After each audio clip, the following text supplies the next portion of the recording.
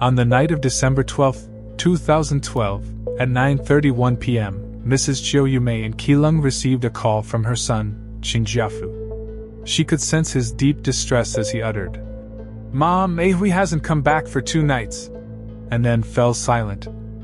Chen Jiafu, 36 years old at the time, was one of 5 siblings. After their father's passing, their eldest sister, Chen Shufen, moved with their mother Qiu Yumei, elder brother Chen Jiaming, and youngest sibling Chen Jiahao to Keelung. Chen Jiafu lived with his younger sister, Chen Wanting, also known as A-hui, on the 3rd floor of a residence on Lane 2, Alley 19, Datong South Road in Sanchong District, New Taipei City. This phone call unraveled the shocking case known as the Xuanxiu Shangtian Temple Men's Restroom Pickling incident that shook Taiwan. A-hui's disappearance. Chen Wanting, originally named Chen Shui, changed in 1999, was just a year younger than Chen Jiafu.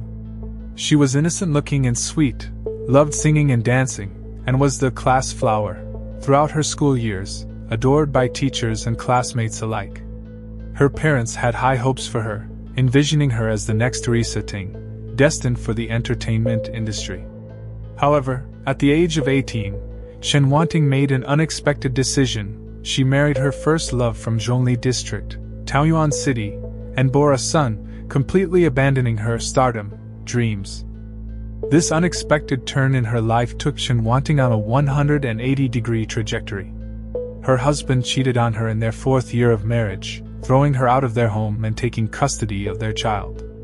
To add to her misfortune, her strict father, disappointed by her choices, succumbed to his emotions and passed away shortly after. The loss of their father weighed heavily on Chen Wanting's siblings, leading to years of strained relationships. Fortunately, her second brother, Chen Jiafu, accepted her, providing her with a place to stay. The series of unfortunate events drove Chen Wanting to contemplate suicide, but she was discovered in time, saving her life. However, the severe brain injury she sustained left her mentally unstable. Under the influence of bad company, she developed addictions to cigarettes and drugs. The once adored beautiful girl became the subject of neighborhood gossip. Chen Wanting's condition worsened, preventing her from working. She relied solely on a meager monthly disability allowance of 3,000 new Taiwan dollars. Chen Jiafu, with his modest income, also struggled. Their mother, Qiu Yumei, visited the siblings in Sanchong several times a week, providing Chen Wanting with an additional 1,400 new Taiwan dollars for her living expenses. Note: Qiu Yumei received the disability allowance on behalf of Chen Wanting, providing her with an additional 1,400 new Taiwan dollars per week, totaling nearly 6,000 new Taiwan dollars per month. Qiu Yumei had to supplement her daughter with an additional 3,000 new Taiwan dollars. For Chen Wanting, this allowance was a drop in the bucket, given her addiction. To fill her stomach, she resorted to begging vendors in the market for free vegetable scraps and occasionally asked neighbors for cigarettes. Chen Jiafu was frustrated by his sister's behavior, feeling she brought shame to their family. The siblings frequently argued and cold-shouldered each other. To make matters worse, in recent years, Chen Wanting had resorted to prostitution to support her habits, soliciting taxi drivers daily. If the drivers refused to engage in sexual activities, she would bring them to her residence for transactions. Occasionally, she would go out with clients and not return for days, leading Chen Jiafu to stumble upon her activities at least once or twice a month. So, when Qiu Yumei received the call, she understood her son's frustration. She tried to console him briefly and assured him she would go to check on her daughter the next day before ending the call. On December 13th, Chen Wanting had still not returned home. Qiu Yumei went to Sanchong as planned, but unable to find her daughter, she returned to Keelung empty-handed. The next day, December 15th, Qiu Yumei returned to Sanchong, but Chen Wanting was still missing. Anxiety crept in, and Qiu Yumei began to worry. While her daughter had gone missing before, those instances lasted only a day or two. Now, it had been nearly 5 days. Could something terrible have happened to her? Anxious and uneasy, Qiu Yumei wanted to report her daughter missing. However, her eldest daughter's fruit store in Keelung urgently needed her assistance. She kept receiving calls urging her to return. Helpless, Qiu Yumei returned to Keelung, planning to go to the police the next day. On December 16th, Qiu Yumei was restless all day.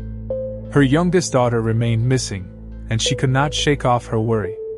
On December 17th, for the third time, she went to Sanchong. Perhaps sensing that something was seriously wrong, Chen Jiafu urged his mother to report the situation to the police. Qiu Yumei, accompanied by her son, went to the Datong police station, located 500 meters from the siblings' residence, and filed a missing person report. Detectives meticulously recorded Qiu Yumei's statement and began their investigation. However, after several busy months, they had no leads and were unsure of Chen Wanting's approximate whereabouts. The discovery of a head. The case dragged on for nearly 4 months until the afternoon of March 15, 2013, at 3:54 p.m. when the Datong police station suddenly received a peculiar handwritten, anonymous letter. The letter read, "Police, Chen Wanting's body is inside the men's restroom near the pavilion 200 meters from the Farmers Association in Water Township, Jie. Please bury her properly. I don't have the money. Thank you. A kind-hearted soul." The return address was number 457, North Zhongshan Road, Taoyuan City. Staring at this strange, anonymous letter, the detectives were baffled because, firstly, after checking the computer records, there was no person named Chen Wanting in the jurisdiction. The deceased referred to in the letter should be Chen Wanting, who had gone missing from the Datong police station 4 months ago. Why would someone send a letter here? Also, why did the kind-hearted person write Ting instead of Ting? And why use he instead of she? Were these errors hinting at something? Secondly, the return address was in Taoyuan City, but the postmark was from New Taipei City. Moreover, there is no number 457 on North Zhongshan Road in Taoyuan City. Thirdly, Chen Wanting was impoverished. She couldn't even afford cigarettes. How could she end up 250 kilometers away in Jie? And why was she dead? Was it an accident, suicide, or murder? Fourthly, why did the kind-hearted person provide such detailed information about the location of the body? Were they the killer, or did they accidentally stumble upon the corpse? What was the purpose of this revelation? If it was accidental, how did they know the identity of the deceased? Considering these points, the police felt that it might be a prank. Nevertheless, to be cautious, they informed the Jie Police Bureau about the situation, hoping they would investigate the address mentioned in the letter. At 4:50 p.m. on March 15th, 4 detectives from the Jie County Police Bureau's Water Police Station, armed with the given information, arrived at the pavilion's men's restroom, located 200 meters from the Xuanxiu Shangtian Temple, Matsu Temple, on Shijing Road. After a thorough search, they found nothing, no body and no unusual odor. However, on the 4th squat toilet's water tank, there was a conspicuous large black opaque plastic bag. It seemed to contain something heavy. Carefully, the detectives retrieved the plastic bag from the water tank. Inside, there was another bag from Carrefour, a white one this time. Inside this bag was an object wrapped in plastic, shaped like a ball. Beside it, there was an A4 size white paper with 7 handwritten characters. Identity: Sanchong, Chen Wanting. It was Chen Wanting again, and this time, the name was spelled correctly. Could the identity mentioned in the anonymous letter refer to this ball? Was this merely a prank or? The tension in the room escalated as the detectives pondered. After a discussion, they decided to call for backup. Soon, more detectives and the bomb disposal squad arrived. Fortunately, the bomb disposal team confirmed that it was not a bomb and proceeded to dismantle the package on site. Unexpectedly, the ball was meticulously wrapped in layers. The outer layer was a white opaque plastic bag from 7-Eleven. The second layer was a red striped transparent plastic bag. The third and fourth layers were 2 more white opaque plastic bags from 7-Eleven. The fifth layer was a black lady's jacket. The sixth layer was a white opaque plastic woven bag. The seventh layer was a pair of beach shorts. The eighth layer was a blue and white striped lady's underwear. The ninth layer was a dark-colored round-neck short top. Underneath this top was about 1 to 2 centimeters of salt. During the disassembly, the pungent stench became stronger. All detectives present realized the grim reality they were facing. Indeed, after removing the layer of salt, a shriveled, bloodless female head with short hair was revealed to everyone. The case was significant. The police immediately cordoned off the pavilion and conducted an extensive search. The mortuary staff sent the head to Jiai City Funeral Parlor, where renowned forensic expert Xiao led the examination.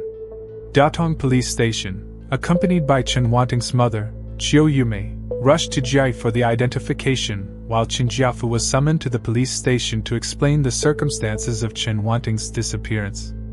Unfortunately, after searching all night, the detectives did not find the remaining body parts. Nevertheless, Qiu Yumei, who hurried to Jiai, was convinced that the victim was her daughter, Chen Wanting. The victim's front teeth were missing, just like Chen Wanting's. Qiu Yumei also recognized the black jacket and dark-colored round neck top used to wrap the head. Her daughter had worn them before. However, due to severe deformation of the head, these factors were insufficient for a definitive identification. Further DNA testing was necessary. At 4 a.m. on March 16th, the forensics team made a discovery. Traces of male semen were found on the blue and white lady's striped underwear used to wrap the head. Several hours later, the results of Xiao Kaiping's initial examination and the 3D stereo microscope comparison were revealed. Summarizing the key points. No bleeding was found under the scalp, and there were no fractures in the cranial vault or base of the skull. No bleeding or other lesions were observed in the brain parenchyma. The brainstem's Wilkie's loop was normal, and the head and neck ends were cut smoothly, indicating post-mortem dissection with a sharp blade. There were no post-mortem lividity marks on the scalp. Although there was ischemic change in the brain parenchyma, the cortical layer did not show the typical coagulation color, supporting the possibility that dismemberment occurred before the heart completely stopped beating. Note: in some cases, the heart of suffocated victims can continue irregular beating for up to 30 minutes after death, so this does not contradict the first point. Local blood clots were found in the right sternocleidomastoid muscle, and there were fractures and cut marks in the left hide bone and a part of the Adam's apple cartilage.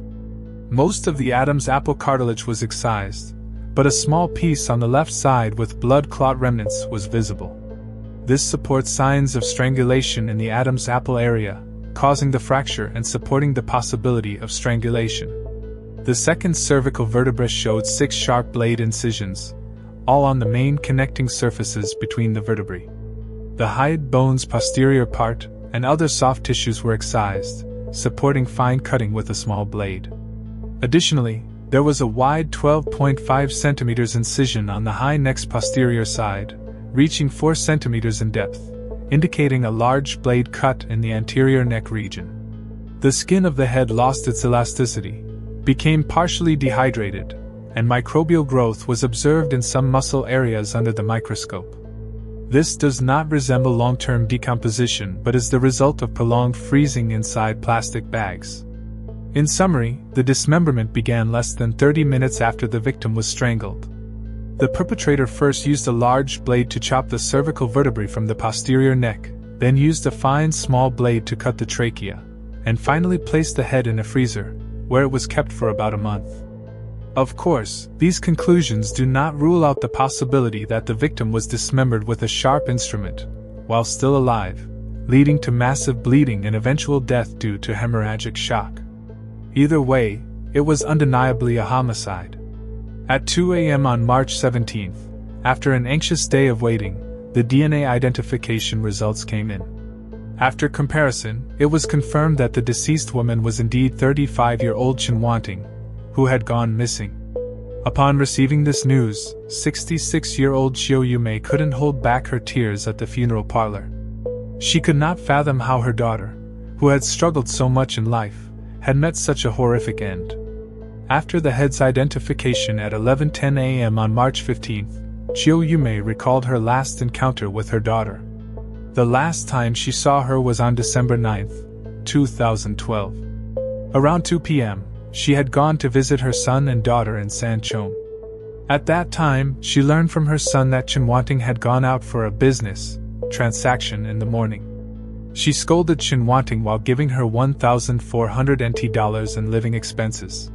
Then, around 3 p.m., she left for Keelung. Unexpectedly, 3 days later, on the night of December 12th, her son informed her that Chen Wanting had been missing for 2 nights.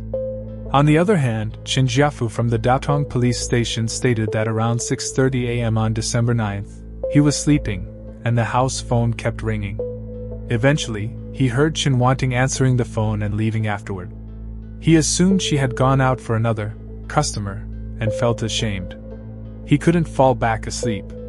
Around 8 a.m., Chen Wanting returned home, but on the night of the 11th, she didn't come back, and by 9 p.m. on the 12th, there was still no sign of her. He called his mother to report the situation. Based on the testimonies of the mother and son, Chen Wanting was last seen on the day of the 11th. With no money and no apparent enemies, and considering the presence of male semen on the underwear used to wrap her head, it appeared that she was lured out for a sexual encounter, which turned deadly. Arresting the suspect. Due to Chen Wanting not having a phone, apart from actively going out to solicit business, all the other interactions were initiated by clients calling the siblings' residence, urging her to go out for transactions. After obtaining testimonies from Chen's mother and brother on March 15th, the detectives decided to start their investigation from the house phone at Chen's residence. They wanted to find out who the last client inviting her out was. However, after a thorough investigation, something seemed off. From the early morning of December 9th to the evening of December 13th, there were no records of calls on the house phone. The calls between 6:27 a.m. and 6:40 a.m. on the 9th were from Chen Wanting's regular client, Su Yoli, and they indeed went to a hotel together. Su Yoli informed the police that after picking up Chen Wanting from her sibling's residence, he went to a hotel across from Jinghua Cinema on Jingyi North Road. After the transaction, he stayed in the hotel to sleep, while Chen Wanting walked back home. Since then, he never saw her again. He distinctly remembered that Chen Wanting was wearing a blue and white striped underwear on that day, the same one used to wrap the head. This testimony didn't pose any significant issues, but the forensic team, after comparison, found that the male semen on the blue and white striped underwear came from Su Yoli. However, Chen Jiafu's testimony stated that he saw Chen Wanting on the 10th and 11th. Does this imply that Chen Wanting wore the same underwear for 3 or 4 days without changing?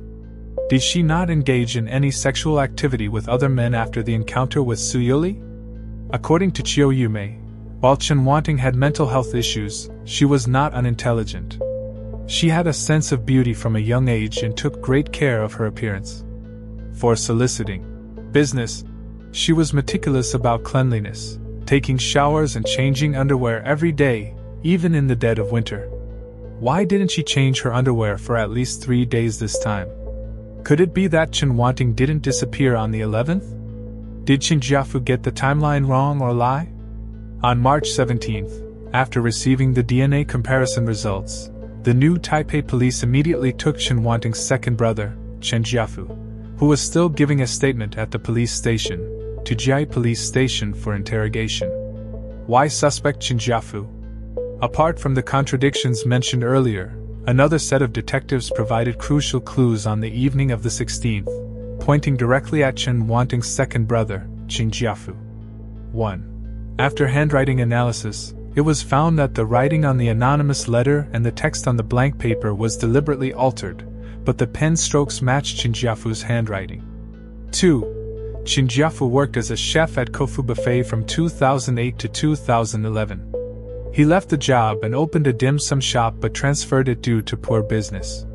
He returned to Kofu Buffet's another branch in July 2011, where he worked until September 30th, 2012.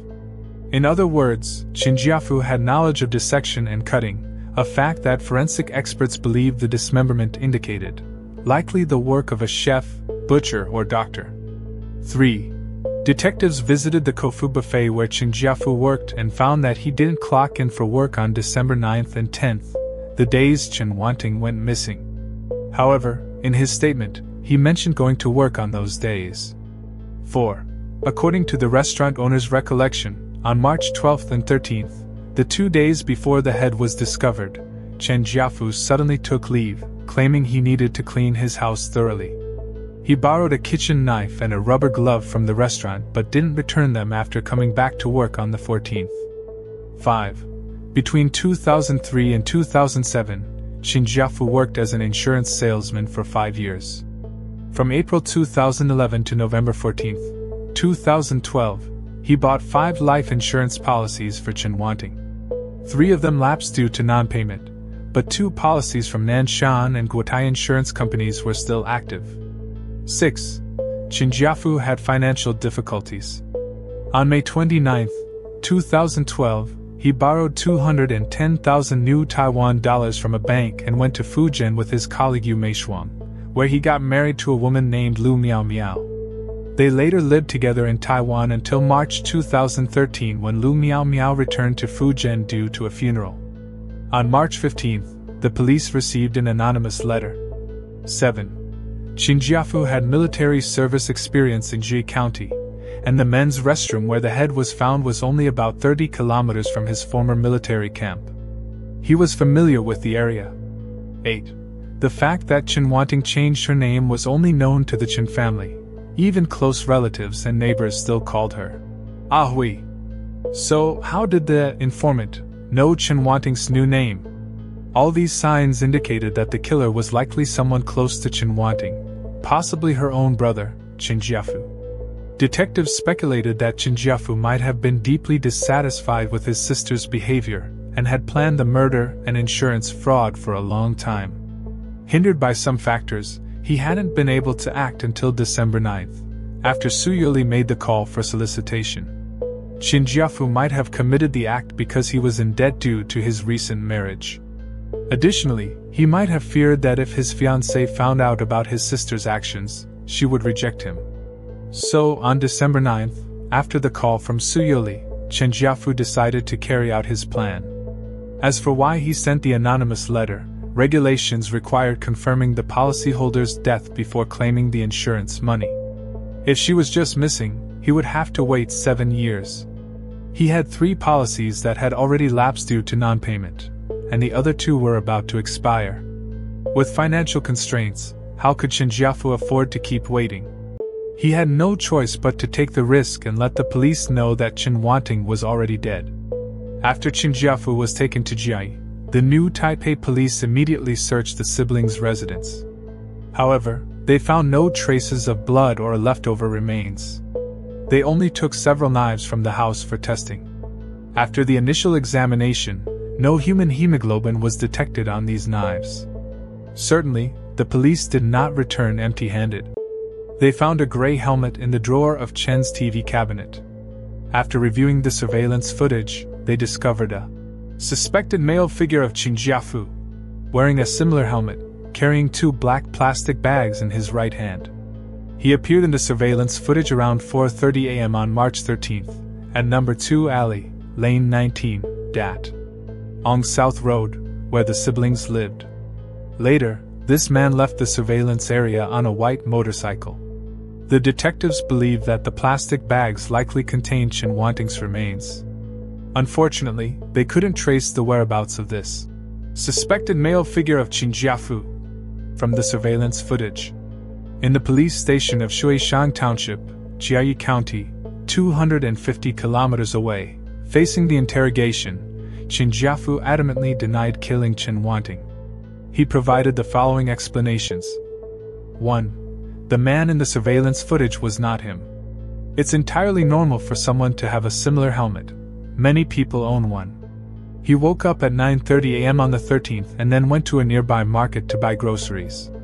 He stayed home the entire time and didn't go out. 2.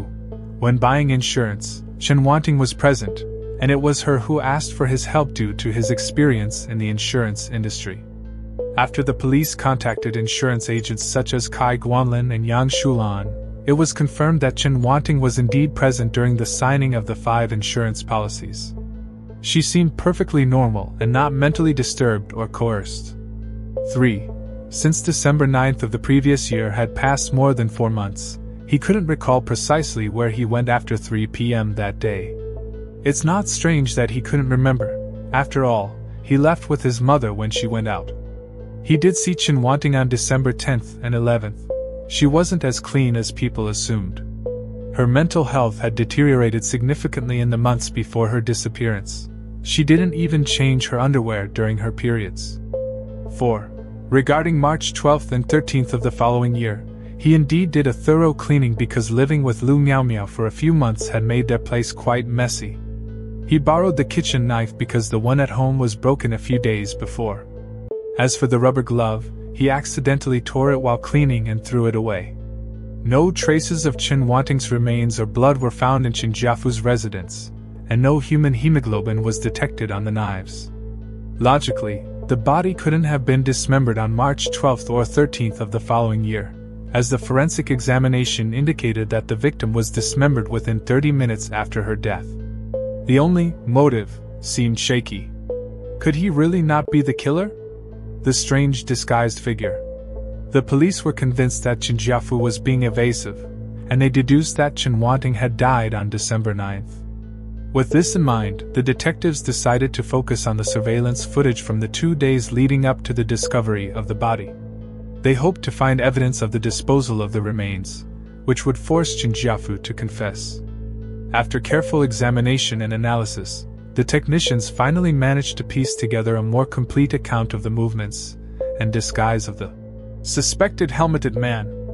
In the early hours of March 13, 2013, between 4:33 a.m. and 4:36 a.m., a man wearing a beige long-sleeved shirt, dark trousers, carrying a dark shoulder bag, and wearing white flip-flops entered a parking lot.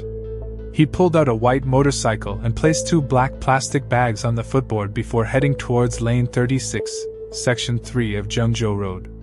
For the next 10 minutes, the man rode through various streets, disappearing temporarily after passing number 27 on section 4 of Zhengzhou Road. However, a few minutes later, another person wearing a gray helmet and riding a white motorcycle appeared just 15 meters away at number 33 on section 4 of Zhengzhou Road. This man wore a dark coat, sported sports shoes, and carried a backpack instead of a shoulder bag. Through analysis, technicians concluded that the second man was the same person, now disguised differently. The helmet, motorcycle model, and the presence of black plastic bags matched. The surveillance footage captured the man moving through Jimei Street, Chong'an Street, Xuanxiu Bridge, Xuanxiu West Road, and Zhengzhou Road. At precisely 4:56 and 11 seconds a.m., the man arrived at number 20, Taiyuan Road. He parked the motorcycle and removed his helmet, revealing curly black hair, hereafter referred to as the curly-haired man. He took 2 white plastic bags from the black plastic bags on the footboard, leaving the black bags near the arcade, and walked towards the pedestrian lane. At 5:02 and 8 seconds a.m., a pedestrian appeared at the crossroads of Qingde Road and Zhengzhou Road, wearing dark trousers, carrying a white plastic bag in his left hand, and wearing a backpack. The appearance of this person matched the description of the curly-haired man. At 5:03 and 4 seconds a.m., another man, wearing a dark coat, dark trousers, carrying a white plastic bag in his left hand, and wearing a backpack, crossed the pedestrian crossing. The upper body was not captured on camera. His appearance also matched that of the curly-haired man. At 5:04 and 2 seconds a.m., the curly-haired man appeared again at the north gate of Taipei Railway Station, walking towards the men's restroom. Although the surveillance did not capture him entering the restroom, he reappeared on camera 5 minutes later, now without the white plastic bag. After leaving the pavilion, the curly-haired man walked north for about 50 minutes. At 11:54 a.m., he arrived near number 20, Taiyuan Road, and rode away on the white motorcycle parked there. He bought a lightweight raincoat from a 7-Eleven store while passing through Huayin Street. At 8:31 and 32 seconds p.m., the man arrived at Lane 2, Alley 19, Datong South Road, and disappeared from the surveillance footage. It was only at 8:51 and 52 seconds p.m. that he was seen again, heading towards the Chen siblings' apartment with a bag of snacks. In addition to the surveillance footage, the detectives uncovered more crucial information. Starting from 5:30 a.m. on March 13th, Chen Jiafu's phone signal had been moving southward from Taipei. However, at 8:20 and 16 seconds a.m., the signal suddenly disappeared near Taichung. At 12:55 p.m., the phone signal appeared at the border between Yunlin's Xitong Township and Jianghua County but vanished again shortly after. At 1:56 p.m., the signal appeared in Taichung City, where Chen Jiafu made a brief 2-second call to a number labeled Awakening Technical Institute, before the signal disappeared once more. At 8:08 p.m., the signal reappeared in Taipei. Chen Jiafu made 2 consecutive calls to Awakening Technical Institute, questioning them about the calls he received during the day. It turned out that the institute had dialed his number by mistake.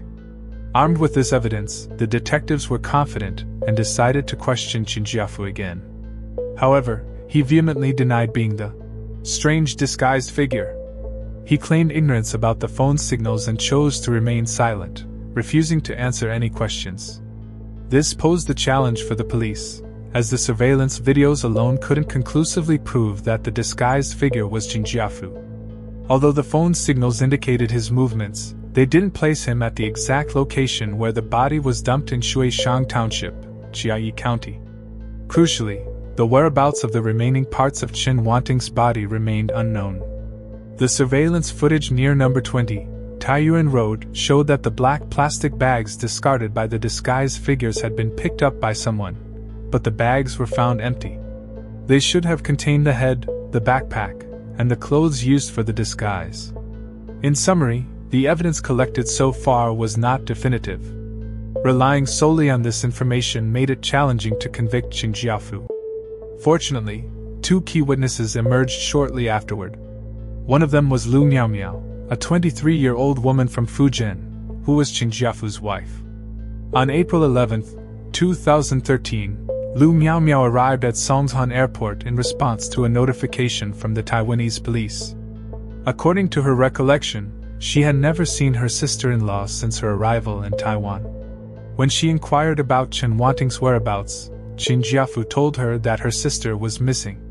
He dismissed her concerns and advised her not to interfere. Initially, Chen Jiafu prevented Lu Miaomiao from accessing the refrigerator's freezer. After living with the Chen family for about half a month, Lu Miaomiao began to notice a foul odor emanating from the house. She asked Chen Jiafu about it, and he claimed it was the smoke from a nearby snack shop. However, Lu Miaomiao was certain that the smell originated from inside the house, not from outside. In late January, on a noon, Chen Jiafu brought a large, opaque black plastic bag and placed it over a green medium-sized meat grinder in the utility room. Curious, Lu Miaomiao asked him what he was doing. Chen Jiafu replied that it was from their previous restaurant business, and since it hadn't been used for 2 years, he wanted to sell it to make some money. Although the meat grinder was rusty, its body and grinder plate were spotless, unlike something that hadn't been used for 2 years. Lu Miaomiao found it suspicious but didn't connect Chen Wanting's disappearance with the strange odor or the meat grinder. She simply asked, "Are you that short on money?" Around the same time, another witness provided a crucial clue. One morning in late December 2012, at around 10 a.m., a neighbor named Peng Ruming, who lived on the second floor below the Chen siblings, was awakened by a strange noise. When she went to wash her face in the bathroom, she found the floor covered in 2 to 3 centimeters of dirty water. The water surface was floating with small, foul-smelling fragments, about the size of a fingernail, with colors resembling pig liver or kidney. Peng Ruming had no idea where these fragments came from and immediately started cleaning. However, the more she cleaned, the more fragments appeared. She realized that they were coming out of the floor drain. The stench grew stronger. As the apartment building shared one drainage pipe for all floors except the ground floor, and the unit directly above Peng Ruming's was constantly vibrating with strange machine noises, she was convinced that Chen Jiafu was making some sort of pastry. She made a call to her roommate Qiu Yumei, asking her to bring a few bottles of cleaning solution from work. Qiu Yumei worked as a cleaner at the Zhonghua Development Company. Then Peng Ruming went to the 3rd floor. However, despite knocking on the door for a long time, there was no response from the Chen family. Frustrated, Peng Rumin returned to the second floor to continue cleaning the pastries. The drainage hole continued to emit the foul-smelling pastries, and the bathtub started to leak them as well. Peng Rumin, irritated, went back to the third floor and shouted through the door, "I know someone is in your house. If you don't stop, I will call the police." Afterward, she returned to the second floor to continue cleaning. About 20 to 30 minutes later, someone knocked on her door. It turned out to be Chen Jiafu. Peng Rumin scolded him angrily. Chen Jiafu claimed that it was not his family making the pastries, but the neighbors on the 4th and 5th floors. He promised to help clean up and went back to the 3rd floor, only to return with a large bag. He took the pastries, cleaned by Peng Rumin, some of which had already been flushed into the toilet, and carried them away. In the evening after work, Zhu Semian returned with 2 bottles of cleaning solution to help clean the bathroom. However, Zhu Semian mentioned that she didn't smell any foul odor. The information provided by these 2 witnesses awakened the police. Previously, it was assumed that Chen Jiafu had dismembered the body into pieces and disposed of them externally. But what if he had minced the body into pulp? Couldn't it be flushed down the toilet? According to the statements of these witnesses, the dismemberment, or mincing, might have occurred in the Chen family's apartment. In that case, there must be some evidence left behind. The detectives decided to revisit the Chen family's apartment for further investigation. Discovering evidence. From June 7 to June 21, 2013, the new Taipei City Police, accompanied by Qiu Yumei and her elder son Chen Jiaming, visited the siblings' residence 4 times to collect evidence. 3 trained bloodhounds were also brought along. After a thorough search, the bloodhounds reacted in 8 different locations, including 1. A concealed kitchen knife with exhibit number 24, hidden in the utility room. 2. An electric rice cooker with exhibit number 5, placed in the utility room. 3. The inner edge of the bottom of the wardrobe in Chen Wanting's bedroom with exhibit number L5. This area was previously unsearched due to its difficult accessibility. 4. The floor in front of the wardrobe in Chen Wanting's bedroom with exhibit number K5-2. The bloodstains here were very faint and not visible to the naked eye. 5. 2 floor tile gaps and 2 spots on the walls also showed faint bloodstain reactions. However, the police did not trace the whereabouts of the meat grinder. They only knew that Chen Jiafu had sold it for 1,200 new Taiwan dollars, as he had informed Lu Miaomiao. In July 2013, the results of various tests were released. 1. The kitchen knife with exhibit number 24 showed weak positive reactions in the preliminary KM bloodstain test and weak positive reactions in the human hemoglobin test. It matched Chen Wanting's muscle DNA SDR profile. The knife measured 9 by 18 centimeters, the handle 2.5 by 11 centimeters, and the back thickness 0.5 centimeters, corresponding to the incisions on Chen Wanting's neck. 2. Inside the electric rice cooker with exhibit number 5, female DNA was detected, matching Chen Wanting's DNA SDR profile. 3. The bloodstains on the inner edge of the wardrobe with exhibit number L5 contained Chen Wanting's DNA. These bloodstains appeared diluted, suggesting that they seeped into the bottom of the wardrobe while Chen Jiafu was cleaning the scene. 4. The bloodstains on the floor in front of the wardrobe with exhibit number K5-2 showed signs of deliberate cleaning but still contained Chen Wanting's DNA. Simultaneously, through technical means, technicians identified the white motorcycle with license plate number J56-789, ridden by the disguised intruder on March 13th. Although this motorcycle did not belong to Chen Jiafu, it was registered under the name of their mother, Qiu Yumei. Perhaps Qiu Yumei wanted to seek justice for her deceased daughter and provide a proper burial. She stepped forward and identified the man carrying a black plastic bag at 4:33 a.m. on March 13th in Lane 2, Alley 19, Datong South Road, as her son, Chen Jiafu, although she had expressed uncertainty about this earlier in March 2013. At this point, the police had strong evidence to implicate Chen Jiafu in the murder. They immediately filed charges against him. Surprisingly, Chen Jiafu continued to resist vehemently. During the interrogation, Chen Jiafu and his lawyer provided the following reasons. 1. Chen Jiafu and Chen Wanting lived together, so finding her blood on the floor was not surprising. Moreover, Chen Wanting was not mentally stable, and he claimed she often walked around the house without clothes, suggesting the possibility of menstrual blood. 2. The evidence collection process from June 7 to 21 was irregular. The police had searched multiple times before without finding any bloodstains or physical evidence. Why were bloodstains found later?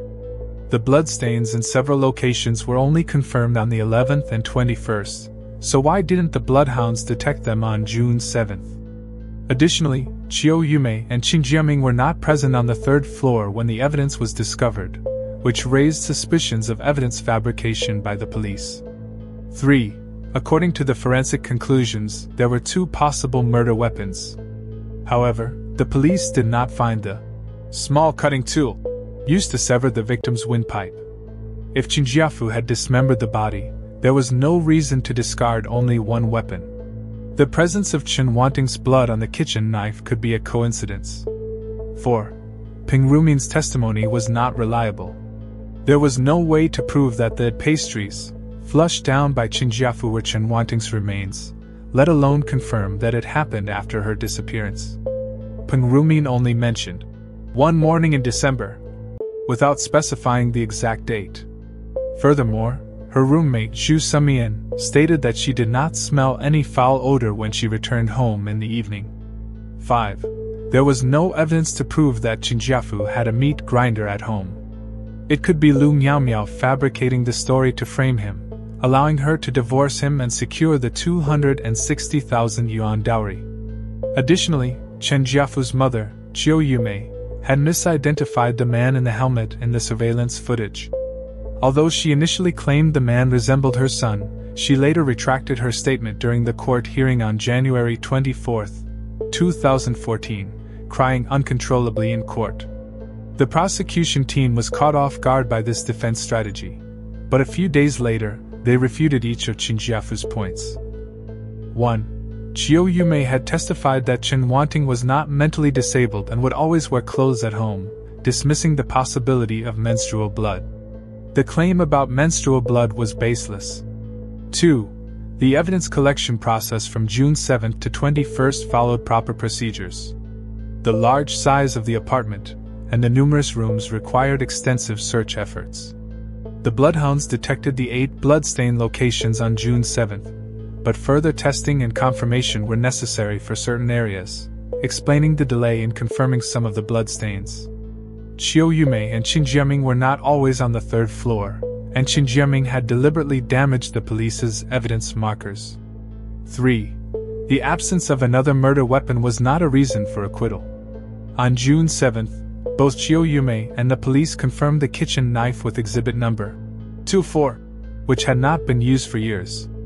Qiu Yumei also stated that Chen Wanting never cooked, so her biological information should not be on these items. 4. Although Ping Rumin couldn't recall the exact date, her roommate, Xu Semian, immediately received a call about her father's critical condition after answering Ping Rumin's call. Xu Semian had also recorded the date when she took the cleaning agents, which matched the time frame when the police suspected Chen Wanting's murder and dismemberment occurred. 5. Chen Jiafu admitted to purchasing a meat grinder during the time he operated the store in Taipei. The police confiscated a grinder blade from the kitchen drawer, which matched the medium-sized meat grinder sold in a hardware store. Lu Miao's testimony was consistent with this evidence, and the grinder had indeed vanished from the home after the incident. As for the identification in the surveillance video, the police obtained 2 letters written by Chen Jiafu to his mother, Qiu Yumei, on January 8, 2014, and January 15, 2014. In the letters, he warned her to testify that the person in the black bag was not him, otherwise he might face the death penalty. This correspondence demonstrated his awareness of the video evidence. Furthermore, Lu Miao identified the man in the helmet at 4:33 a.m. on March 13 in Lane 2, Alley 19, Datong South Road, as Chen Jiafu. There was clear and direct eye contact with the surveillance camera at 8:31 and 55 seconds p.m., further solidifying her identification. At this point, Chen Jiafu had no credible defense. The court determined that he had planned the murder of Chen Wanting and the subsequent insurance fraud meticulously. On the early morning of December 9th, a call from a customer, Su Yoli, infuriated Chen Jiafu. Seizing the opportunity of his mother's absence, he strangled Chen Wanting after 3 p.m. Within 30 minutes of her last breath, he dismembered her body using the kitchen knife with exhibit number 24 and another unidentified small cutting tool. Between that night and the following morning at 11 a.m., Chen Jiafu used the meat grinder to pulverize the body parts and flush the minced meat down the drain, leaving only the head in the freezer. Lu Miao Miao moved in with him from Fujian, China, and fearing that she might discover the head in the freezer, he removed it, coated it with salt to prevent decay, wrapped it up, and hid it in the electric rice cooker with exhibit number 5. He waited for the right moment to dispose of it. When Lu Miao Miao moved in and shared living expenses, Chen Jiafu could no longer make ends meet. With only 2 insurance policies left, he was unable to pay the premiums. The 3 million new Taiwan dollar policy with Cathay Life needed renewal by March 30th, and the Nanshan policy had already expired on February 16th. Although the insurance company granted him a 1-month grace period, he had to pay the premiums before March 18th. After the case was exposed, neighbors revealed that Chen Wanting had confided that Chen Jiafu frequently demanded sexual favors from her.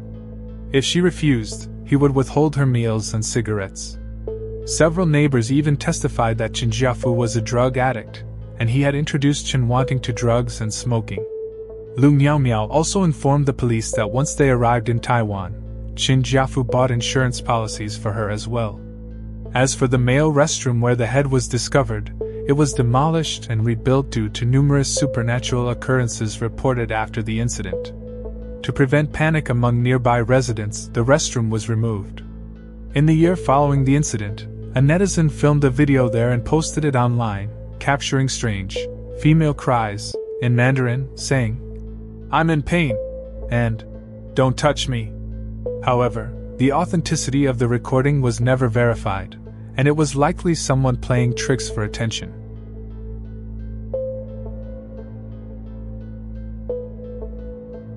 Thank you for watching Actual Crime. See you in the next episode.